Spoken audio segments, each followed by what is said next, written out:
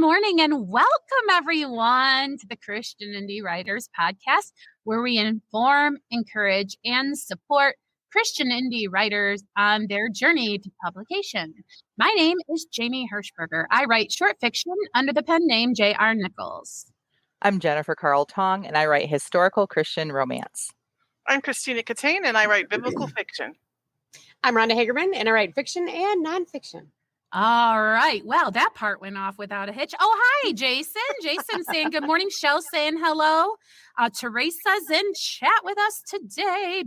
And Barbara's asking if it's Friday already. It is Friday, which means we are live. And so are our chatters already getting the chitty chat going. Hi, Maria. Maria says hi to everyone as well. Piper says she keeps refreshing not to miss the beginning. Oh, isn't that sweet? We were a little late because we were like talking about something. And after we're finished, Jamie was like, that should have been live.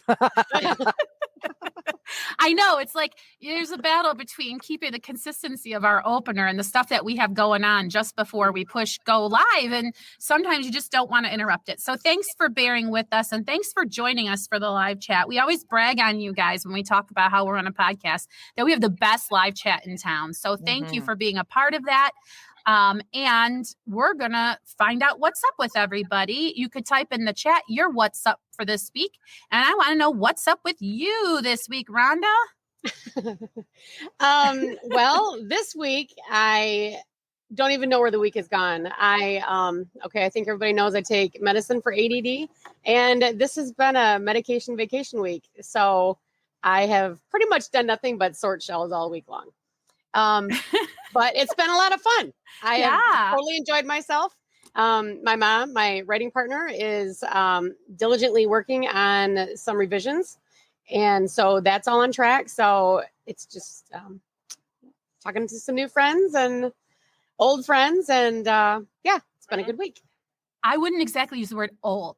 Right. I was thinking, where am I in that list? Definitely. That was a carefully curated keyword. You know, in the Girl Scouts, we used to call them silver and gold friends. Oh, yeah. Like we would be the gold friends, and then the new friends would be the silver ones. Oh, I can sing the whole song. I'm not going to, though. You tempted me, Tina. What is up with you, Tina? What's up for this week? Or should we wait? Are you last? I can't remember. No, I'm not last. All right.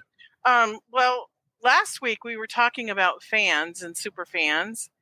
And so I thought my what's up went really well with our topic from last week. I remember now, yeah. I got some fan mail. And after I read this fan mail, I was like, okay, I'm done. I don't need to do another thing. I'm done. Mic drop.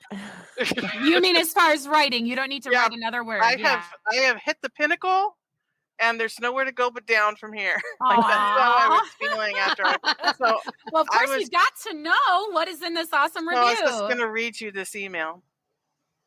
And I'm not going to say their names because I did not ask permission to do that. So it says, "Hello, Christina. Thank you for following a dream and listening to God and friends to finish writing Lost in the Land of the Midnight Sun. I can't begin to tell you how much of an impact this book made on me and how many portions of text I highlighted. It was like this book was written for me in a way that it reminded me of Scripture in the unique storytelling that made me truly think about the passage as it might apply to me today. You have a wonderful ability that shouldn't be hidden under a basket. Let it shine. Aww. P.S. This is a copy of my BookBub review. This book of Christian fiction will make you cry, fill you with love, and make you realize in God to put your trust. This is a wonderful book. This is a book I will read again, allowing God to speak through it to my very soul. Sincerely," and then her name. What a wonderful review. That is really great. That's congratulations, Tina. And not only did that person reach out to you personally, but they did a review, which as authors, we all know, like, thank you for reviews. So right. And like that's why I do it. Like that was like the whole reason for starting to write this book way back in the day to begin with, and to have it have the impact that I wanted it to. And I've had other similar reviews, but this lady just really articulated it wonderfully. So that's right. Awesome. I have a comment about that. So Jen is very good about saying God gives you your story. He's going to get it out when it's time or whatever. So Tina, could you imagine if you had written the story with your knowledge base from 10 years ago and just put it out there, would you have ever gone back to it now with all the knowledge you have about writing? You know, I don't know. I don't know the answer to that. Yeah. So I think the story would have been wasted if you had finished it way back then. Probably. That's a very good point about everything in its time. Is that what you're saying, Rhonda? Yeah. Yeah, I love that. And you're getting lots of congrats in the comments here, Tina. I'm also going to hit the what's up. Maria's got a good what's up. She's working on her historical fiction. She's been on a couple of guest blogs and an interview for a video podcast, Castaway Books. Wow, Maria's everywhere lately. She's an everywhere man. And stepping outside of her comfort zone. I know. That's she amazing. doesn't like doing it. Yeah, good for her. Jen, good point. Yep. Piper says her book went live. Yay! And we do have people asking in the chat the title of your book, Piper. So go ahead and put that so people can find it. But no links, it won't work. Just decide to write a new short story for a reader magnet or giveaway. Good idea. She's using a character from book 2. What a great little piece of manure that you could then spread around. All right. Jason says he wrote 5,500 words this week. Whoa. He also created a slideshow and wrote out the backstory for fun for some of his characters. About 600 words for that. Great job, Jason. Shell says a 72-day writing streak. I mean, she's sad that it's broken, but still, girl, that's great. Better than 2 months. That's great. She's still working on a short, but she's got a house guest. House guests will cramp your style, won't they, Rhonda? Yeah, they will. I was going to say, spending time with a house guest is more important than writing. And you're over there. They'll cramp your style. Like total difference in personality right there. Awesome. All right. Well, we got to find out what's up with you, Jen. But first, I'll just say mine real quick, so it's not so much me talking right in a row. I had an anniversary this past weekend, which I told you all about. But the thing I want to talk about is if you ever get a chance to see the sun come up on the Atlantic Ocean, you should go and do that because, okay, I'll admit in my ditzy, confused early morning condition, I was like, am I on the side of the country where the sun goes up in the morning or goes down at night for like 2 seconds? And I had to do all of my little rhymey game tricks to remember which it is. And then I saw the sun ball of fire and I'm like, I was right. Hooray, here it comes. And I was so happy. It looked like a big golden egg yolk just being plucked right up out of the water. And the seabirds were crying out. It almost seemed like they were saying, God, God, God. And it was just so spiritual and wonderful. My husband and some random guys on the beach both took my picture because I must have just looked so worshipful about it. So it's hilarious, though, because my husband's way of telling the story is, so I woke up and my wife's not there and her shoes aren't there. So I'm like, maybe she's in the bathroom. Nope. So I go out on the balcony and there she is exchanging phone numbers with 2 guys on the beach. Because they had taken my picture. You know what I mean? So he likes to tease me as our anniversary weekend. And I was talking to guys on the beach. But anyway, if you want to see that picture, that's my Facebook profile photo. So that's that. What's up with you, Jen? Okay, so my what's up is like a continuation of last week's what's up, like part 2. Not even kidding. If you guys recall, last week I shared that somebody had asked my husband how my books were selling, basically how much money I was making. Oh, yeah. Right? It happened again. No way. Wow. A different person. Do you just have a look on your face that says, dare me to cut you or what? I don't. It can't be my face because they don't ask me. But they asked my non-confrontational husband. And so the poor guy, so the first person asked, he was caught off guard and we talked about it. And he's like, this is how I'm going to, if he asks again, blah, blah. But the second person was a different person. Not only a different person, but he was shocked that this person asked. And this person is someone he loves and respects. And this person went further and asked more specifics and said specifically, is she going to be able to make enough to support the lifestyle you guys are used to? What? Wow. I was just like, he was in the other room on the phone with me, with the person. And so I wasn't even sitting near him. So I didn't know what was going on. And we told him about it later. He's like, I didn't even know what to say, Jen. I didn't even know. He said, I just kind of said to him, well, I said, you should have said to him, why don't you ask her? because they won't. They will because they know me well. I mean, I don't think that they will. But so the first person that asked, I was just kind of like, whatever, rolled my eyes. But the second person, I'm going to confront them. I'm going to, in a loving way, go to them as a sister in Christ and ask them why they feel it's okay to question someone else's finances, why it's okay because I'm a creative that you think it's okay to ask those kind of questions, and then ask him if he would be okay showing me his finances.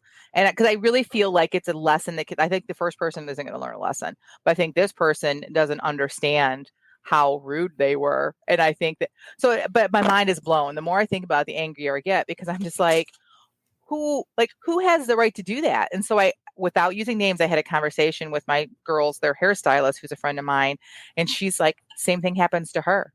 She said her husband, she works full time as a hairstylist, and her husband, it works in, he's in like, not kind of similar to what my husband does, but more on like the repair side. Anyway, she got a new vehicle, and people were literally saying, don't you feel bad driving a new vehicle when your husband works so hard? And things like that. She's like, I make more than my husband. I'm like, who cares if you make more than your husband? It's none of their business. And she's like, people question when they go on vacation, like, can you really afford this? Like, you don't want to get into debt. And she's like, we are debt free. Like, I save up for it. I said, who cares? I don't care if you did everything on credit card. What is it anyone else's business? So it's just one of these things that's blowing my mind, but people won't ask the husbands. They assume the husbands are like pulling the weight. Like, I need people to help me understand this before I talk to anyone else, because I am like mind blown and really mad.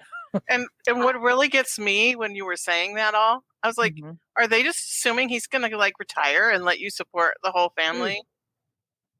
Like, that'd be great. Is it on but like, you to maintain your lifestyle? What the problem is, I believe in general, it's a general and sweeping statement. Okay, there's a couple of things at play here, Jennifer. You and I've talked before about expectations for single income families anyway. Yeah. And people feel like they have the right to say when the primary breadwinner is injured or whatever, what will happen to you, sometimes authentically worried and sometimes under the guise of concern. And sometimes the disguise is the money for nothing chicks for free dire straits feeling that just because we are creatives, we have some kind of easy life where we fart out a painting and big cash rolls in our way. Like what we do isn't really work. And we therefore probably aren't being compensated to the level that an executive or an engineer would be, because people are jealous that we would have a career that paid our bills, even though we're creative. So a lot of times it's coming from a place of envy. Right. Okay, so I've got two things to say about this. Okay. First of all, thank you, Jamie, for inspiring me for my new superhero, the one who farts out paintings and other artworks. Coming soon. Second of all, in my lifetime, it seems to me that people who overstep bounds like that, those are things that they don't have control of in their own life. So they're trying to get some sort of either judgment or control over somebody else's life. Oh. So. Yeah, I wouldn't say that about the second person, but that is really good insight. I really do think that is mostly what happens. Jason said, I had a person that really questioned me spending money to improve my writing since I am not published. So that really feeds into what I want to say at the end here is that this person, my husband, I don't remember exactly what he said, but he basically answered in that, she's got a business plan, because it's never anybody that understands the industry. People in the industry, people that are studying how to publish books and studying the writing industry, they don't ask because they get it, right? And they also know that it's rude.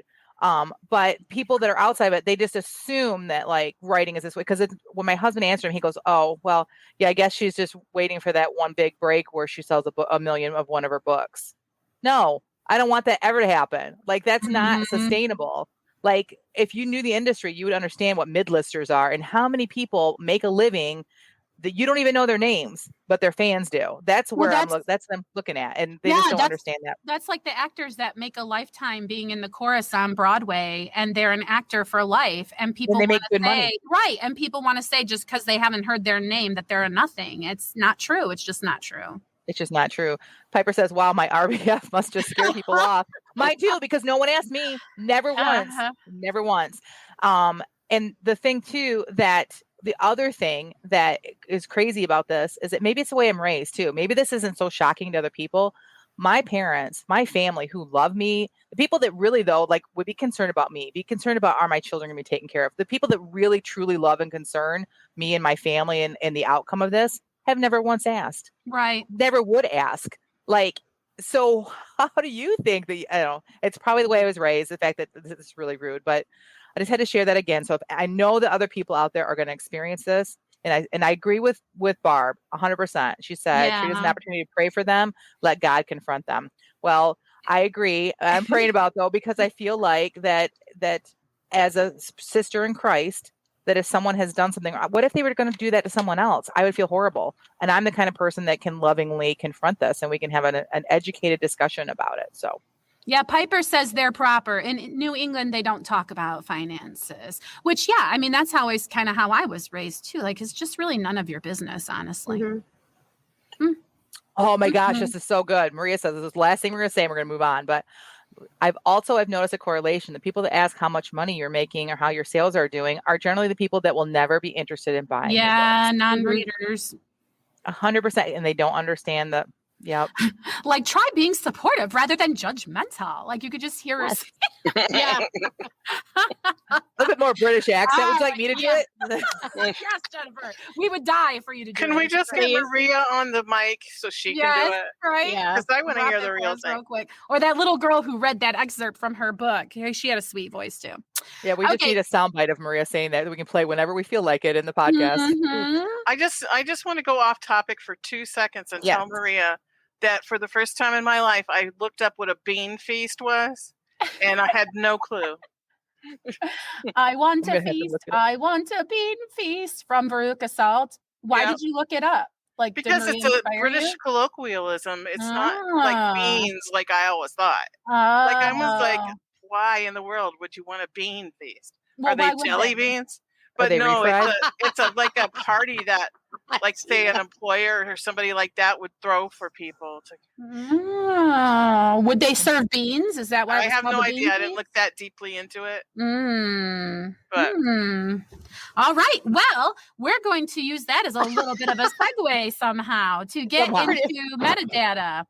Actually, you are probably thinking, well, what is metadata? Maybe if you're like me, Rhonda, why don't you just take a swing at that definition for us? What is metadata? Okay. Metadata is the overarching word that encapsulates everything you do to get people to find your whatever, your blog post, whatever it is you're trying to get attention to. So that includes keywords, that includes categories. Yeah, just anything like that you would put traditionally keywords in. Well, the first thing I want to say about that is you say data and I say data or whatever, because first of all, we pronounce it differently. And I've noticed. So thank you for that wonderful definition and pronunciation. Now, here we are talking about why is it important to authors, which Rhonda gave us a pretty good clue there. The search engines are going to be looking for you, right? Mm-hmm. Right. Who wants to speak on that? Like, what? Okay, so we're talking about it because we're going to be talking about Amazon, but all the retailers kind of work the same way. Am I right? Yep. Let me broaden my definition just a little bit. Okay, so anybody who's been working on the internet, which I think all of us have been since the early 2000s, knew keywords were king. You have to do keywords and they've got to be slightly different from each other. And you've got to just add 1,000 keywords to every post that Google might possibly use. Well, in the last 20 years, Google's gotten really good and they are looking more for user intent. So if I type in, how do I get people to look at my stuff online? Then they would say, Google would know, oh, well, this person is looking for information on metadata or so it's whatever. actually correcting your search phrase to make it more efficient, isn't it? Yes. So the it is. AI is getting smarter. works. Okay. So let me And just. that's what I do for a living, by the way. Yes. Before I'm we the go person over there trying to figure out the user intent. right. Thank Okay. you. I appreciate that very much. Yes, just to clarify, the point at which metadata is important to you is when you are posting something to the internet, when you are ready to hit publish on the item, right? Like we don't need to worry about metadata when we're plotting our novel, correct? Like No. This has to do with marketing, this has to do with publishing, Yes. and putting things actually out there on the internet. Yes. Though I would say that maybe when you title your book, you need to be concerned with this, because Tina, didn't you found a definition from was it Ingram Spark specifically, which is a place that we can publish our books through? That helped me to understand a little bit more. So Right. Okay. Yeah, So they maybe said that the metadata includes title, subtitle, price, publication date, ISBN, and other relevant information that you readers use to find your book. Okay. All right. So if someone's looking for your book online, it's the kind of thing they would use as a clue that they would then put into the search engine of their choice. And so Jen is saying your title would be important because if you're writing, like, I don't know, a Frankenstein retelling and someone searches the word Frankenstein, well, you want Frankenstein to be in your metadata so that your book will come up as a result. And so we're talking about how to improve metadata and the importance of it today. Okay. So what are some mistakes that people make with metadata? Well, going back to the original keyword, just using the old keyword data that people use for so long, so Black Hat SEO technology is tricking Google, and Google is getting very good at realizing when people are being tricked. So just don't do the old SEO tricks anymore. So what then do you advise? I mean, so here, like, instead of saying don't do the old thing, if we've never even done anything, what would you advise as a start? Look at your keywords. What categories have you chosen? That's our first thing on the bullet list here. Yes. Go ahead, Jen. It looks like you're anxious to. No, I finally figured out where someone highlighted it for me, and we went back, and she actually says, I didn't know where we were in the outline. Sorry. I was really struggling trying to help out with what we were doing. So Sorry. Yes, that's okay. So the difference between categories and keywords, this is where I struggled when I first started trying to figure out metadata. And right now I'm in the process of actually doing all of this with my books, A Calling for Phoebe, and Tina has just finished doing this last fall when she put her book out. So we had a discussion about this behind the scenes too. So categories versus keywords. So when you're browsing, Tina, you explain this way better. Do you mind explaining it? Or no, I don't mean to put you on the spot, but no, that's fine. A category, when you go into Amazon or whatever bookseller you choose to go to, I'm familiar with Amazon. So you would browse, if you were going to browse for books, you would probably use a category to browse. And so you over on the left side on the page, whenever you're looking for books on Amazon, they have like a list, and those are categories and subcategories. So you might be looking for a Kindle book. So Kindle is actually a category on Amazon. And then under Kindle, you might be looking for a romance. So you would go to the subcategory of romance. And then perhaps you want a Christian historical romance. That's another subcategory. So you would keep going down, and those are all categories. So it's almost how your book is filed. Right. That's how category. It's filed on Amazon. A keyword is something you would put in the search bar. I'm looking for a millionaire meets, farm girl. And you could put that in there. And if the right keywords have been put in by the author, their book will show up. So a person who writes, let's say, romance, and say you're writing romance, like a second chance romance with a baby. This was an example I saw like recently. There won't be a category that's second chance romance with a baby, but people might search for that. So this is something else. So, okay, that was a really great explanation. Thank you, Tina. Not a problem. So all right. So what's next? Should we talk about categories first? Sure. Okay, so when you're doing it, Amazon lets you choose two. And what I have found with me is the two they let me choose are very basic, and they really don't help me a whole lot. But Tina, you found out, how many can we do total? You can have 15 total categories, and there's a procedure for doing it. You can't just go in and like click a bunch of buttons. You have to send them an email, and you have to list out each category you want them to add to your book, and it has to have that whole thread. Remember where I said you would go to Kindle, and then you would go to romance, and then you would go to historical, and then you would go to fiction. So, and there's like a little forward arrow in between. And if you look on Amazon, you'll see exactly what I'm talking about. There's a thread. You have to have the whole thread for each category you want them to add to your book, and then you email that to them, and they will add it. I think they call it a data string, in case you guys get confused when they request the data string. That might be what they mean, is all those categories lined up. Oh, okay. So the way that I find categories to be put in is I just go find authors that I know write similarly to me. And then I scroll down and I see what categories they are listed in, right? If you scroll down far enough, you can see, she is 2,750 in, and then it gives you the category. And you can click on that, and then you can go look at other authors in that same category. So when you find like the whole string, copy and paste it into a Word document, and then find the best 15 that you think fit your book. That's one way of doing it. Another way of doing it, and you're going to hear us mention this, we are not affiliates as of right now, but both Tina and I have subscribed to Publisher Rocket, and I think personally, I'll let Tina say, it is fabulous. It does all the work for you, and it helps you find your categories. But being listed in a category other than just the generic one that you get to choose at the beginning will make a huge difference. And Tina can speak on that a little bit here, right? Well, this is what that helped you, didn't it? Well, I haven't actually added those 15 categories yet. I'm still in the general ones that I picked. It's just that the difference between the category I'm in and the category you're in is the number of books I'm competing against. Yeah.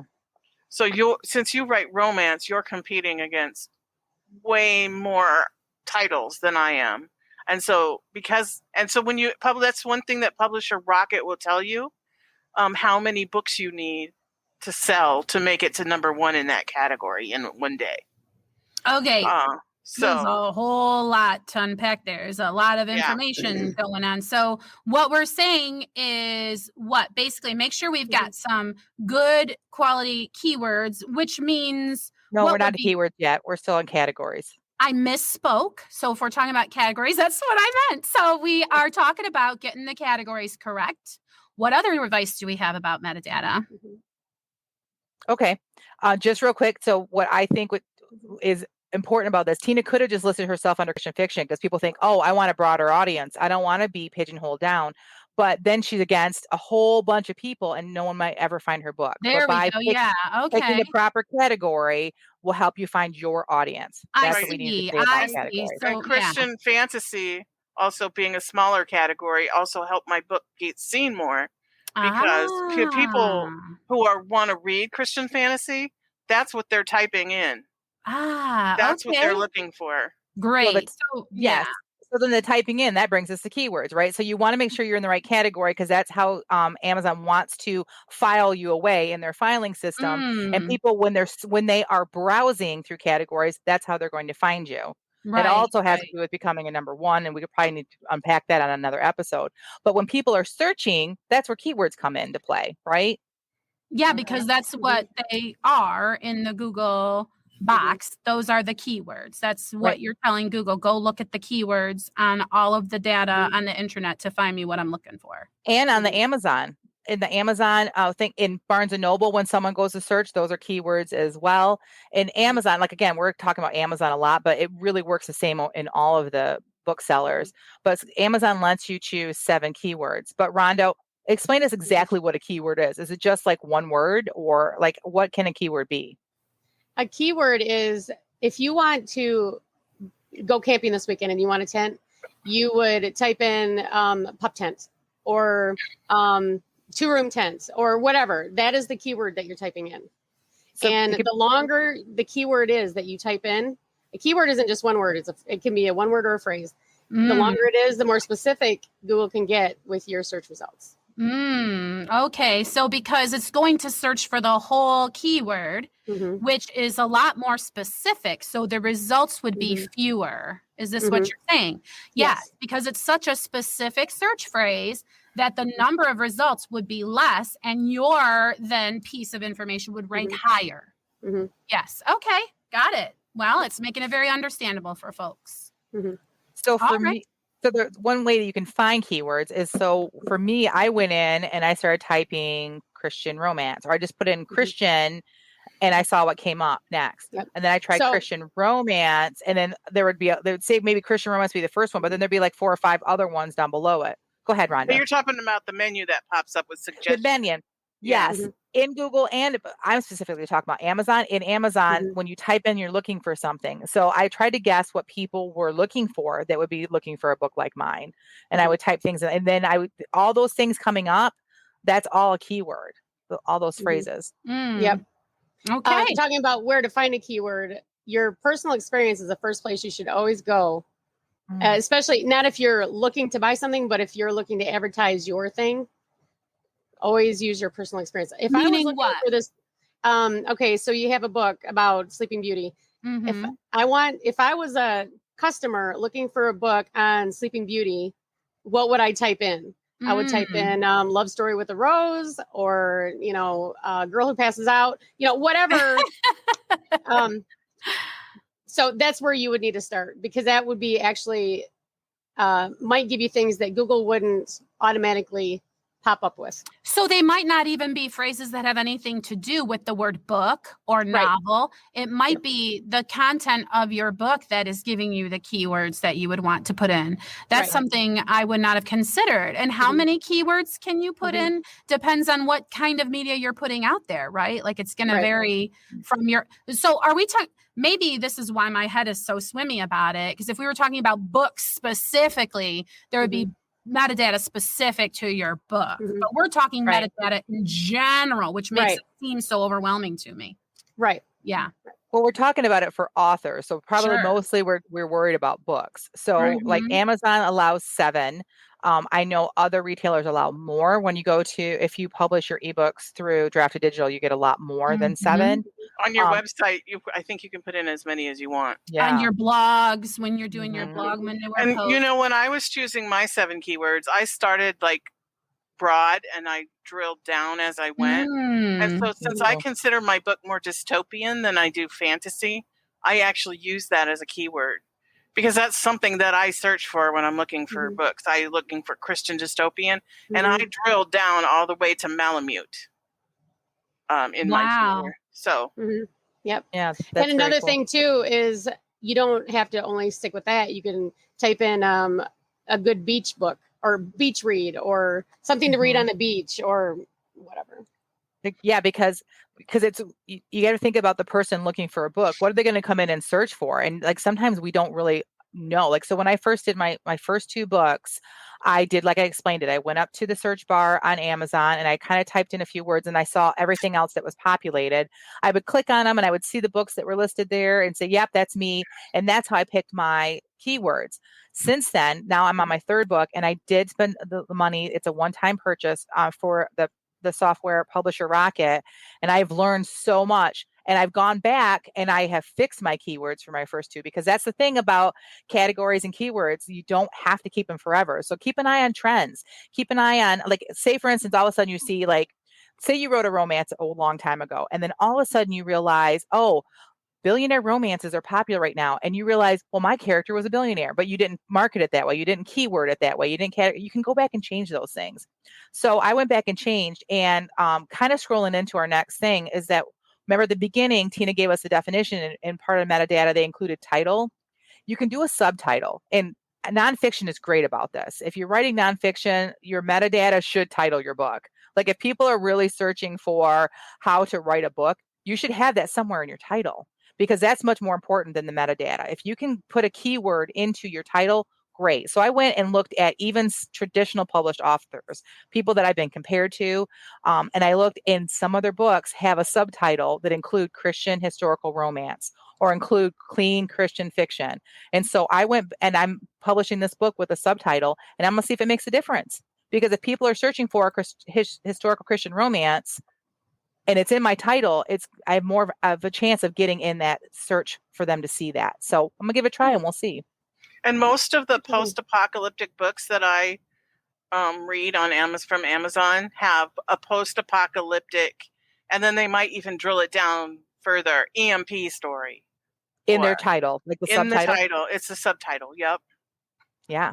So I would suggest trying that. That might help with book sales too, but we'll see. Like we're all in this an experiment together, but like metadata is one of those things that when you're first publishing a book, at least I did, I just kind of like, oh, this is another step I have to do. It's on the first or second page and I got to get to the second page where I can hit publish. And I just threw things in there. And now the farther I get into my journey as a writer, I'm realizing how important this stuff is. But the good thing is that you can go back and fix it. You can go back and change it. And as a self-published author, you have that right. If you're a hybrid author, you probably don't have access to it. And I don't know, like if you could, if it were me, if I was hybrid, I would reach out to my publisher and I would ask, what are my categories and what are my keywords? And then I would, if you find better ones, then I would write them and say, would you please switch it to these? I mean, you're in a partnership with them. I don't see why they wouldn't. So that would be my suggestion if you're a hybrid. All right. Can I ask a question? And maybe it's a separate topic altogether because we're getting into the subtitles. But it seems to me, I'm always afraid to use a subtitle situation because then it seems like every time I got to put in what is the title of your book, I got to include the whole thing, including the subtitle. Do you know what I mean? Like, I don't want to have to go write, a Beauty and the Beast retelling with an EMP twist every time I'm entering the name of my book into everywhere. And it seemed to me like putting a subtitle was kind of locking you in, like that's the title of your book. Am I mistaken about that? It's the title of your book as far as the booksellers are concerned. So let's say, for example, I were to put an ebook onto Barnes & Noble and an ebook onto Amazon. And one of them was called A Calling for Phoebe, and the other one was A Calling for Phoebe with the subtitle. It may not match up as far as computers goes. But when I share the title of my book, it is A Calling for Phoebe. The subtitle is just kind of like the icing on the cake, or it's the piece of parsley that they put on top of my steak at the restaurant to make it look pretty. I don't eat the parsley. I eat the steak, which is A Calling for Phoebe. Does that help? It does help because I think the parsley is ugly and I was hoping to be able to leave it off most of the time because when I see that, to me, it screams self-published and I don't like it. But if it sells books for people, I guess you have to do it. I don't know. It just looks so gross to me. I'm so glad you said that because that's how I felt too about putting a clean romance or a Christian historical romance. I felt like, oh, that's so self-publishing. So I went back and looked. And I looked at Karen Kingsbury because people have compared me to her. I looked at Francine Rivers because people have compared me to her. I looked at a few other authors and they're traditionally published. They've been published for years and their publishing houses are starting to do it. So I guess the readers are expecting to want it. So I'm thinking it started as a self-published author thing, but it works and people are buying the books. And so now the traditional publishers are like, oh, we don't want to lose those sales. So they're doing it. So as long as I can, again, blend in. So because I don't think there's anything wrong with being self-published, but there's still that whole group of people out there that don't understand our industry and think that there's right. So I just want to be able to have one less barrier for someone buying my book. That's a wonderful way to put it. One less barrier. I love that way of putting it. Yeah. All right. So Jason just was saying, thanks for the question about the parsley, and everybody is loving the parsley metaphor. That's wonderful. But yes, I agree. It is worth the conversation of adding a subtitle. Totally, for sure.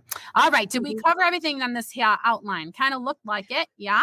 I just want to say one thing, and hopefully we will be able to do another podcast episode about metadata in the future, about metadata for blogging, because it's not exactly the same thing, because that metadata would be only for Google or whatever search engine you're working for.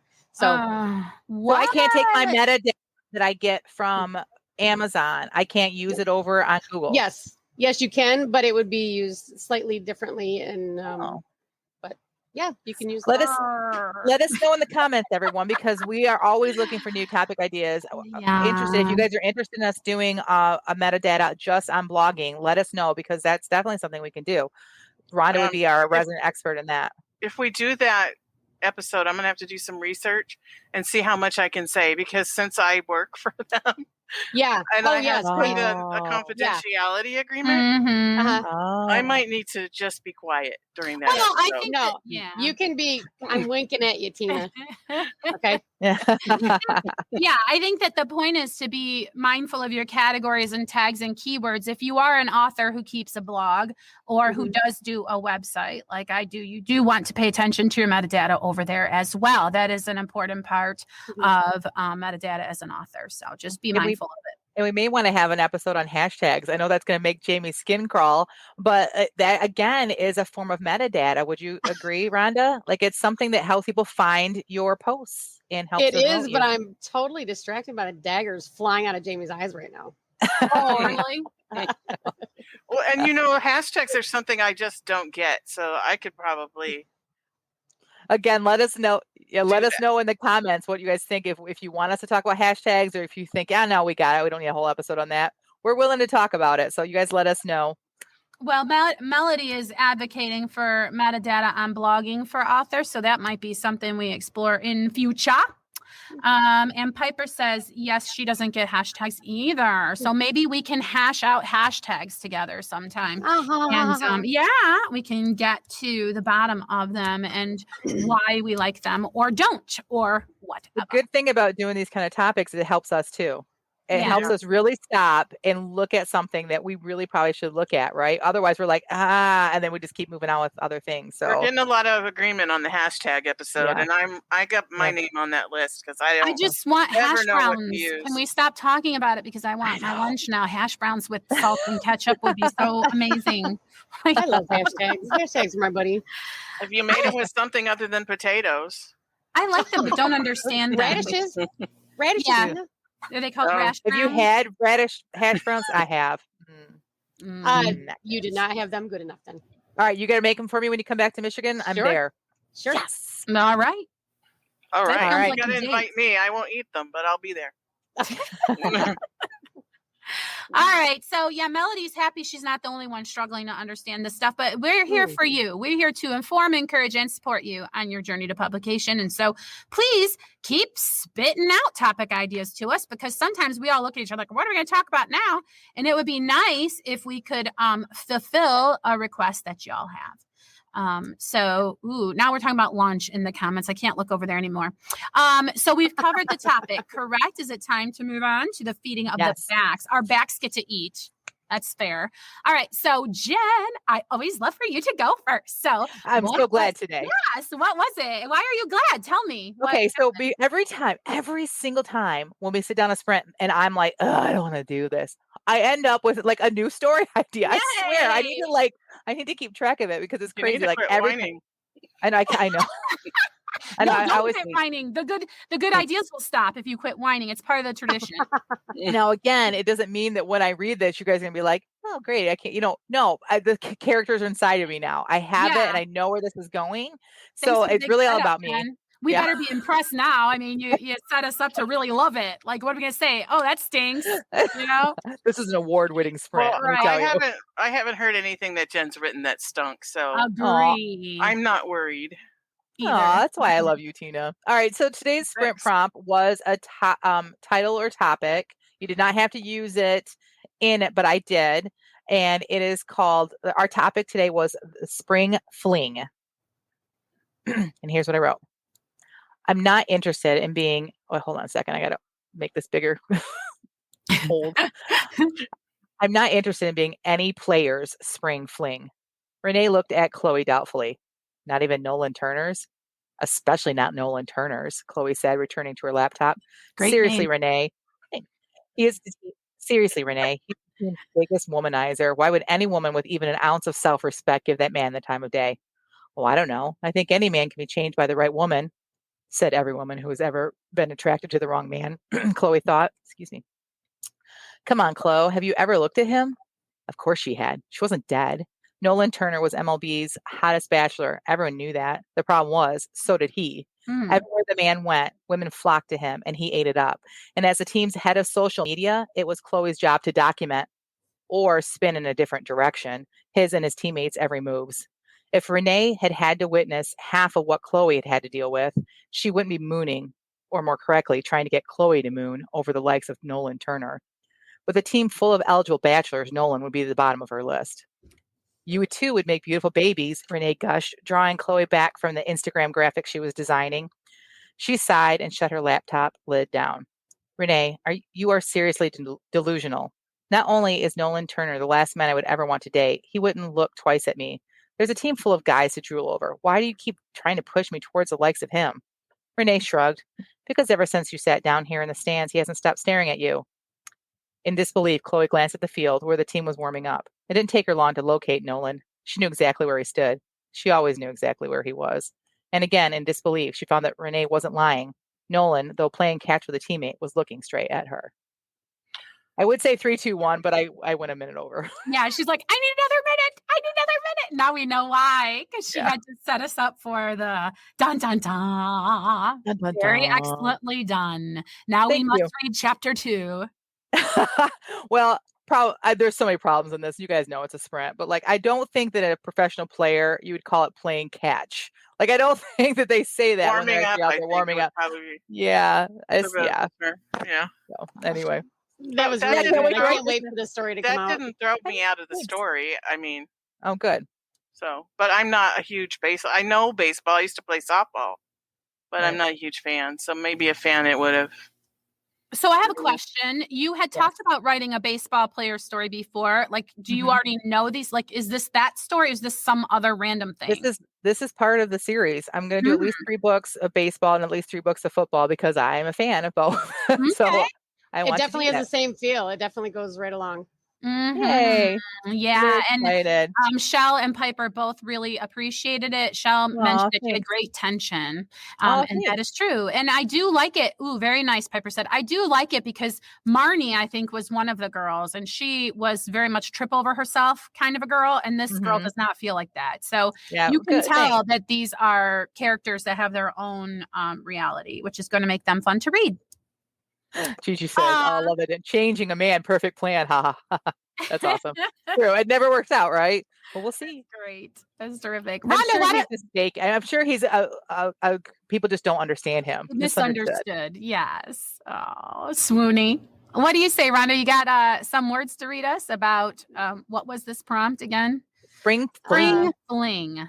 Yeah, I have some words. Okay. This is the epitome of a sprint when you have no idea, you don't feel like writing in the morning and you're forcing yourself. So I didn't feel like stopping when I was done, but I did not feel like starting when I started either. Wow. So- Interesting. Okay. Okay. I'm not saying it's good. I'm just saying that's what happened to me. Right. All right. She's busy working, at least, Jenny thought, hearing the thump of something landing in a trash can. Nettie made it sound like Mrs. Palmer wouldn't be able to part with anything, so Jenny was braced with plenty of reasons she should. Maybe Nettie was being too harsh on this old friend of hers. Jenny knocked, but when the old woman didn't seem to hear that, she pulled open the wood screen door and stuck her head inside, and not a second too soon. Jenny gasped at the sight in front of her and struggled to hold back the shrill noises that wanted to escape her throat. She wasn't entirely successful. The siren-like squeal that did escape caused Mrs. Palmer to spin around much faster than her 83-year-old body was capable of, and the World War I era Hoosier butter churn she'd been holding couldn't overcome the centrifugal force of her action. It shattered against the old brick fireplace. No. Mrs. Palmer and Jenny, as far as I got. No. Not the butter churn. I know it's I supposed to be positive only, but you couldn't Yeah. you couldn't have hurt a person, Rhonda. You have to hurt an antique. I know. I was hurting myself. It was like killing a baby when I did that. Oh. But Also, very good. I was I lo- working on making the longest sentences I possibly could. Also, Oh, I like it. And I don't love know the why. character names. I don't know why. They just seem to speak to Thank you. me. thank you, thank you. I appreciate Mhm. I like that Good centrifugal force made an appearance. A Yeah. nod to science. Yes. that. Mhm. She spun around faster than her 83-year-old body should have been able to. That was great. So great. Thank you. Yeah, and way to tell us how old she is without it feeling info dumpy. I mean, it's Thank just you. great. You know what I'm saying? I Yes. appreciate Yeah. that. Mm-hmm. Oh, yeah, LOL. you got an LOL from Piper. It's funny. All right, really good, Rhonda. Okay, I'm Thank going you. to read mine next. I'm not super impressed with this piece, but whatever. It is what it is. I've already read it. You have? I watched your sprint. We got done so early today. I watched your live sprint. Are you after it wasn't lying? live. No. That's I- weird. So you Do went want back me and to read watched. along with you? That's really weird. That feels strange to me. Such I great forget. detail, Rhonda. Gigi says, just real quick while we're doing that. And then Jason, our chat is always behind. So I wanted you to be able to see that. Well, yeah, and I thought she was going down too, but no, the churn had to bite it. Much worse than the old lady. Yeah, the old lady probably get up and survive. You know what I mean? She's going to die eventually, but the churn, It the churn should have been around forever. Oh, man.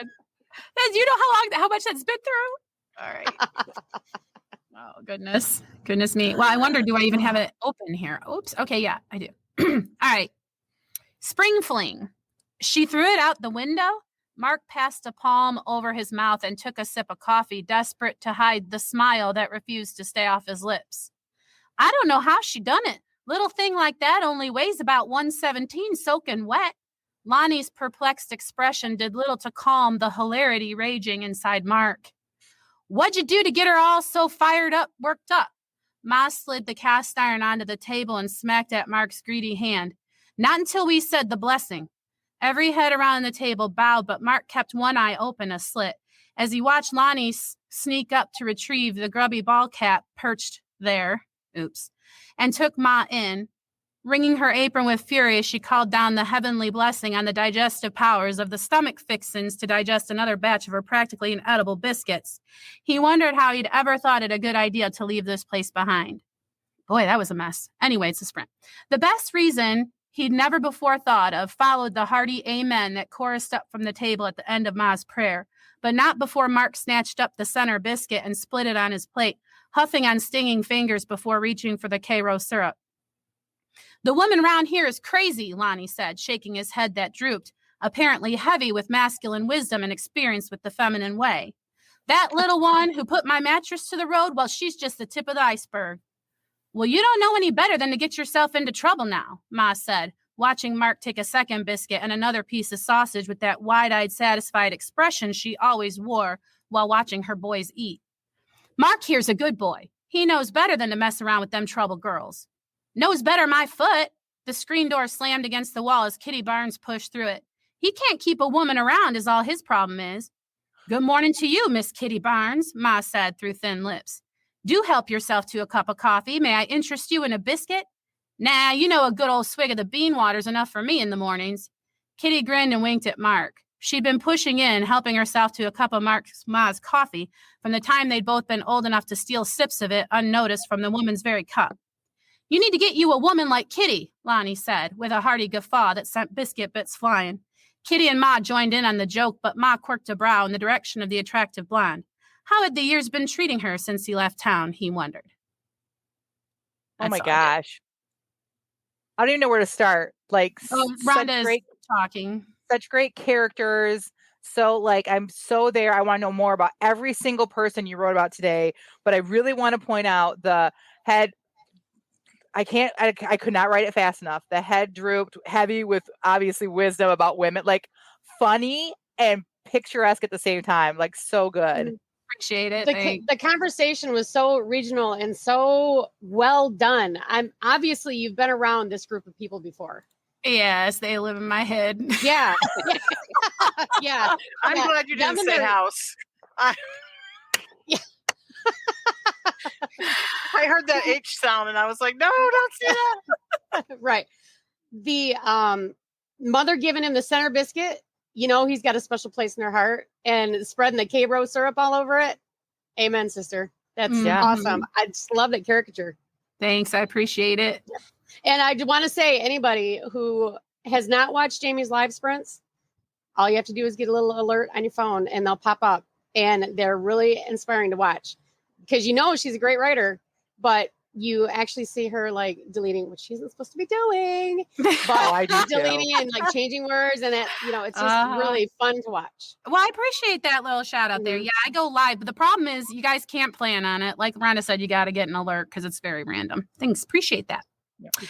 Oh, Piper says he loved the inedible bit. She loved the inedible biscuits. That's great. Mark eats them.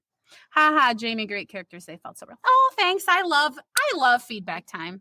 Sitting around the breakfast table, bean water, you slip in the coolest details. Yes. Oh, thanks. I appreciate it. Now I could get into that kind of bean feast. Yeah. Yes. Nice callback, Tina. Very Yeah. good. And we still need to hear your little sprinty poo. What did you do with Spring Fling? We all have had a different interpretation. I wrote a am romance. I am so excited for this. Tina wrote a romance? So, yeah, I Oh, didn't no. intend to. It just happened. Should we send the children out of the room? Is it okay? No, it's not that kind of all romance. right. All right. I'm so here for it. Okay. Okay, you ready? Yes. Marjorie squatted in the small front window alcove of the shop, moving a pot of yellow crocuses first to the right and then to the left at the instruction of Mrs. Rochester. I can't talk today. The shop owner. She stood with hands on hips and shouted at Marjorie through the glass. No, that's too far. Just a half centimeter to the right. Marjorie followed the instruction, then reached for the red and yellow marbled tulips. Put those on the pebbles by the water feature, shouted Mrs. Rochester. Marjorie did as instructed and reached for the next pot of flowers. No, shouted Mrs. Rochester. Why can't you follow simple instructions? I said next to the pebbles. On them blocks the light from shining off their polished surfaces. Marjorie gritted her teeth and put the flowers next to the pebbles. Just then a customer entered the store, announced by the jingling bells. Mrs. Rochester followed him in, all softness and charm now. The customer looked the part of a businessman. His suit seemed expensive to Marjorie, but how would she know? His black hair was perfectly groomed, and his smile revealed a row of perfect white teeth. Marjorie thought she might vomit. She supposed he probably went for mani-pedis also. Then he turned, and the sparkle in his blue eyes caused a reaction in her middle that left her very disappointed in herself. Come on, Marjorie, she chided herself. Save your butterflies for a real man, a lumberjack, or a lineman. Marjorie turned her attention back to her work, picking up another pot of crocuses. Just wait until I'm done, Marjorie dear, Mrs. Rochester said in a saccharine sweet tone. I'll be right there to help you. Marjorie had had just about enough. She scrambled out of the alcove, crocuses in hand, and stomped up to the counter where GQ Guy was pulling out his credit card. Mrs. Rochester, I am a fully trained and licensed interior decorator. I have literally done hundreds of window treatments for businesses just like yours. I do not need your help. Well, of all the ungrateful, Marjorie didn't hear the rest of her sentence because she flung the crocuses at the unbearing woman and marched out the front door. Yeah. It was only when she was standing outside on the sidewalk that she realized her purse and car keys were inside in the back room. And then the timer went off. Oh. So GQ Man couldn't come to her rescue yet because the timer went off. This is my favorite kind of romance. I love it. You do. I love this. Will you finish this book, please? I don't know. Please? Maybe. I'll beg you. At least a short story. I'll put it on the list. There, yeah, right. That's me too. At the top. Long list. Put it at the top. I want to see her become change her mind about open her mind about what she would, or I want to know what happens, how all that unfolds, because if it's a romance, there's a happily ever after, but he so is not her type. There's very good setup there. Very good. I just need, you don't have to finish it. I understand it's not your genre. I just need you to write the scene, how she goes back in to get her coat and her purse. And then, there's going to be some sort of meet with him or whatever. I just need that. Because that's so fun. I'm so excited. I just would like you to finish it, please. I was on my way to that when the timer went off. So. All right. So Shell says, I love it. GQ Man. Piper says, oh no, what a temper tantrum. And she said also, LOL, disappointed in herself. Yeah. Maria said, LOL, I was going to say bean water is it to do with bean feast? Maybe it probably seeped in there. Yeah. That's awesome. Well, I really like that, Bambina. I really want to know, like Jen said, I don't know what you would call now you got to be all humiliated. Yeah, I love it. Probably temporarily consider breaking in while no one else was there to retrieve my items. But the car keys, that's a problem. No, I think Marjorie would just go right back in there and try to act like she still has the bravado about her. You know what I mean? And how that could just be disastrous. So Melody says, I love listening to all four stories. So wonderfully descriptive. I was engaged from start to finish. Aw, thank you, Melody. We appreciate that. It's the most fun part of our of this podcast. But what is also fun for us is when you guys do the sprint and share it so that we can share it. We would love for you guys. I know some of you are writing every day. We would love for you to share on social media somewhere or send it so we can see it. Because we know, trust us, Like we're just sitting down and writing this. Jamie shows you proof. Like we literally sit down 15 minutes, write it, no editing. And so you guys can do the same thing. Gigi loves this part of the podcast too. Yeah, and check it out. Like you guys are writers and maybe you're not ready to publish yet, but then you will have a piece of writing, okay? And even if it's just a rough draft that you never show anybody, that's going to flex your writerly muscle. And frankly, I would not dissuade any writer from writing every day if possible. If you're a writer, you should be flexing your writing muscle. And here's a group of people to keep you accountable to do that at least once a week. Join us, guys. All right. And then we got to go around the table and talk about what's next for everyone. What's next for you, Jen? All right, I'm going to go fast because I took so much time in my what's up. That's why I think we're going long a little bit today. So I'm not going to do what I was going to do, but I just want to say something I didn't answer to you, Jason, earlier when I was doing my what's up, and you said that people are criticizing you for spending money on your career even though you're not published. How in the world are you going to get published? Nobody would ever question somebody who's starting another small business of them investing in that business. Nobody would ever question somebody going to college to become an obstetrician or whatever because they're spending money, but they're not an obstetrician yet. So you just got to just do what you know you got to do. When people ask you that, you just got to say to them, I have a business plan. I'm investing in my business. That's all you got to do. So that's going to be my what's next. All righty. What do you want to tell us? What's next for you, Rhonda? My what's next is continue to work with Mom on getting this hopefully final draft of the book out and getting it published in the next couple weeks. I know you guys are close, right? Yeah. Very awesome. Close. Do you have a soft launch date or not yet? Are we looking sometime April? May? Not yet. Sure. Well, yeah. I originally was hoping it would be the last week I was here in Florida, but it looks like it'll be in April sometime, unfortunately. But it'll be good. Okay. I am going to ask Tina, what's next? Working on my book and doing the Write Better Faster class where I'm making little tiny tweaks that are having huge impacts. So yay. I'm really excited about that. And I have decided to make my environment feel more creative for me. I have this little lap desk that I use. It's kind of a boring light wood tone. And I have a bottle of chalkboard paint in my craft closet. And I'm going to paint that. And the reason that the whole Veruca Salt cane thing came up, because I was talking to Jamie and I said, I wonder if anyone has ever invented pencils that are chalk. Because, the chalk I have is so fat. I don't like it. Right. So I went on Amazon and I found there are chalk markers. Yes, and they're great. And so I was having like a Veruca Salt song and dance, like little temper tantrum because I want them now. But I didn't have the money right now. But that's what I want to do.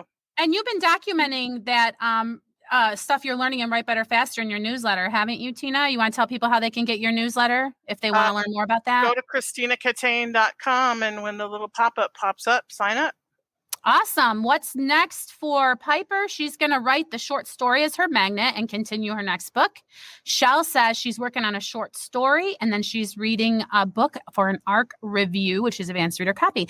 As for me, I have a newsletter coming out on Monday. If you head over to www.writingshorts.net, you will get that newsletter sent conveniently to your inbox. You'll also get a free copy of my short story, One Quiet Afternoon, sent directly to you for free, no obligation. But Monday, when my newsletter comes out, you'll get my throw together for Italian style tomato sauce. It's 57 cents to make it, plus the cost of random herbs that you probably already have in your kitchen covered.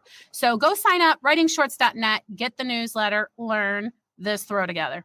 Okay, what else from any of y'all ladies? Anything? Just real quick, Maria says her what's next is a podcast video on YouTube. Yay. It's called Castaway Books by author Deborah Klee. She'll share links later. Jason says he's trying to work on some transitions for chapters. His goal is for 6,000 words next week. Wow, good for you, Jason. Awesome. He did 5,000 this week, yeah. That's awesome. Teresa says finish first round of edits this week. Finalize plans for Camp Nano. Oh, right. We didn't even talk about Camp Nano, did we, ladies? Are we doing or whatever? Gosh, don't we have one more week before then? We have one more week. We can talk about it. Yeah, we're going to have to. All right. So I think that's all. Are all hearts clear? So I think they are. Okay. So until next time, may your pen be prolific. Oh, that concludes this episode of the Christian Indie Writers Podcast. Until next week, may your pen be prolific, may your deadlines be met, and may all of your words honor Christ. Bye for now. Bye, everyone.